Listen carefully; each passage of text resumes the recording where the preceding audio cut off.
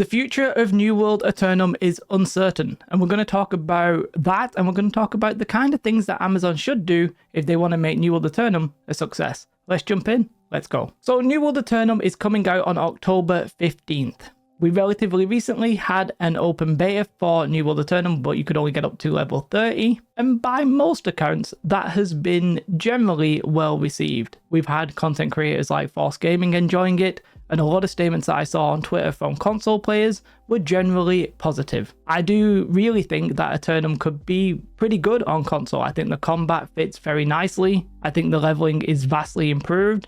There's a lot of positive things that new players or very old returning players will find in this game. There's a lot of content for you to enjoy. And yes, there is a slight concern that it's actually coming about 15 days after Throne of Liberty. Well, technically Throne of Liberty goes into early access on the 26th of September, and then the free-to-play version is on the 1st of October. And of course that is free-to-play and on console, so there's some kind of crossover there, I think. However, I'm of the opinion that maybe the audiences will be relatively different because of the combat and because of what the game's content actually is. Throne of Liberty is probably more of a Guild v Guild PvP game. A New World at this point is probably a casual PvX game. Although I wouldn't be surprised if there's more PvE in Throne of Liberty, but that's by the by. But overall, I think New World Aeternum will do okay on console. It's not going to set the world on fire. I don't think we're going to have a massive renaissance. Like, I don't think it's like Final Fantasy XIV's comeback level or No Man's Sky comeback level. But, you know, I think it'll be looked at relatively positively. There is one major caveat with that, though,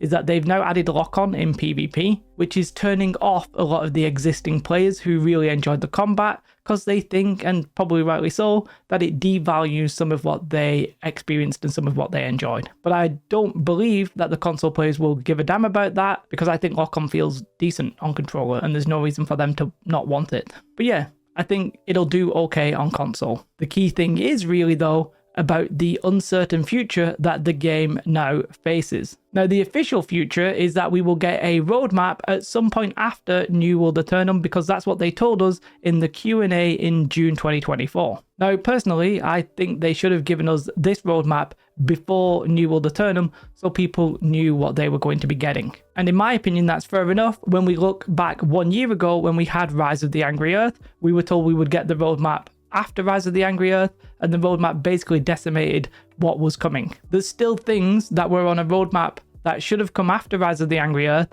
that never materialized and have since been canned, and they weren't really replaced with anything. And then the subsequent content we got in 2024 was relatively underwhelming as they went ahead and worked on the console version. So PC players are definitely a little bit bitter about that and concerned that the roadmap might not be that interesting. So it would have been nice to see it before.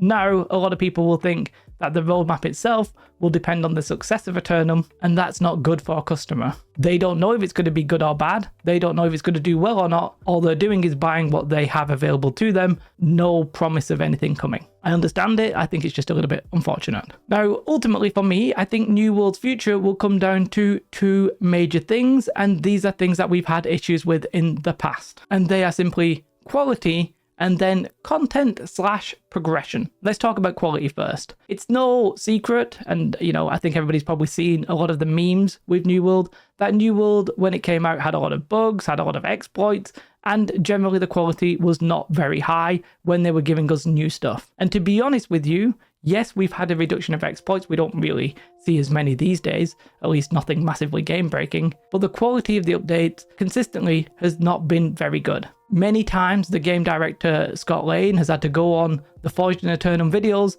and to apologize and say we won't make this mistake again, and then they just make a different mistake, and that's happened 5, 6, 7, 8 times. It's happened quite a lot. I won't go into what those issues were, but when we get an update, often you can expect some things to be broken, and then you can expect them to take a little while before they get fixed. It's going to be imperative that the console people do not suffer this. And I think if they do start suffering it, it might be that Microsoft and Sony start getting annoyed at them.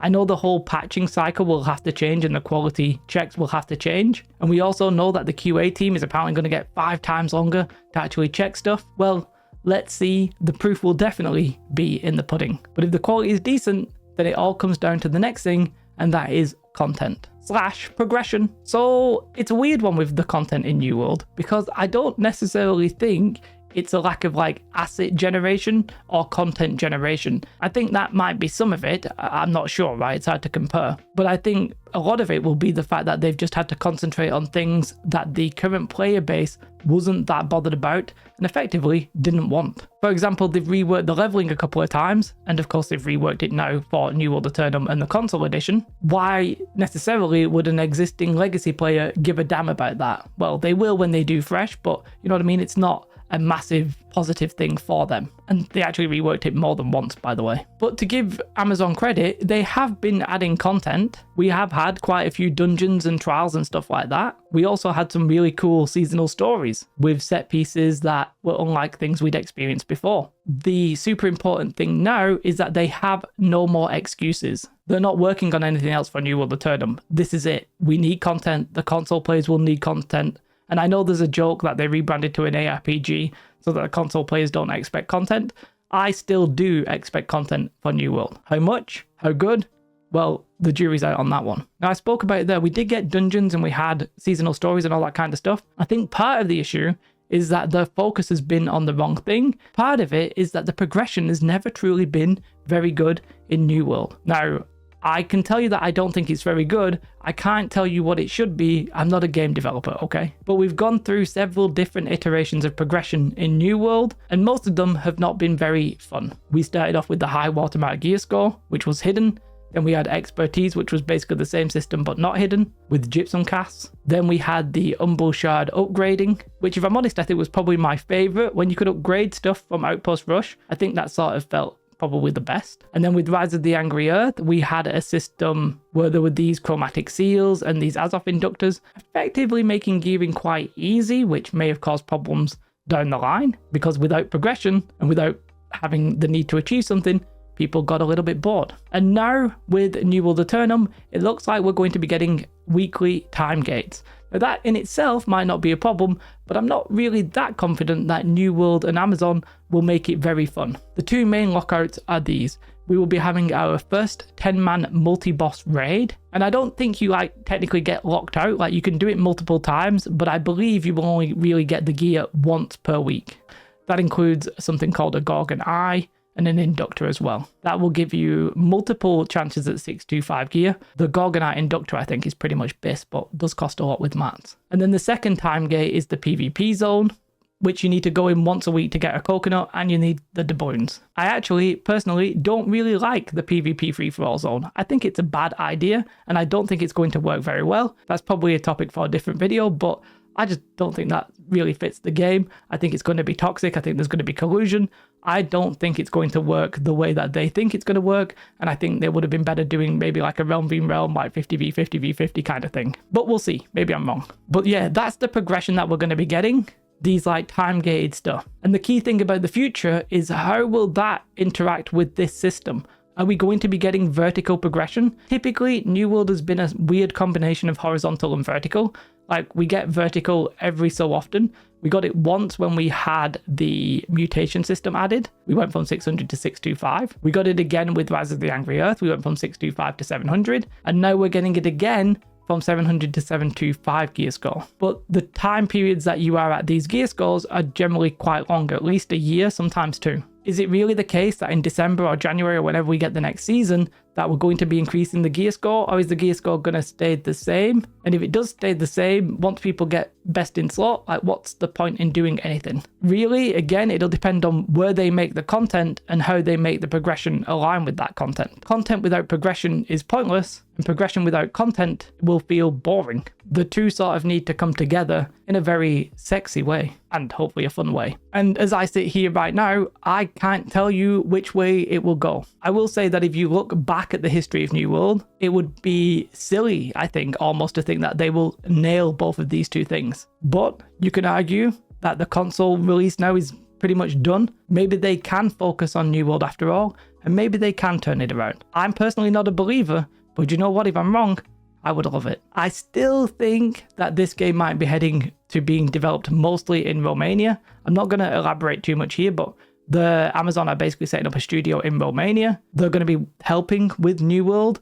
I think at some point they might do more than helping with New World. It might actually just get moved over there, because the very same studio that is making New World, and effectively the same kind of devs, the same studio, the same office, they're going to be making Lord of the Rings MMO.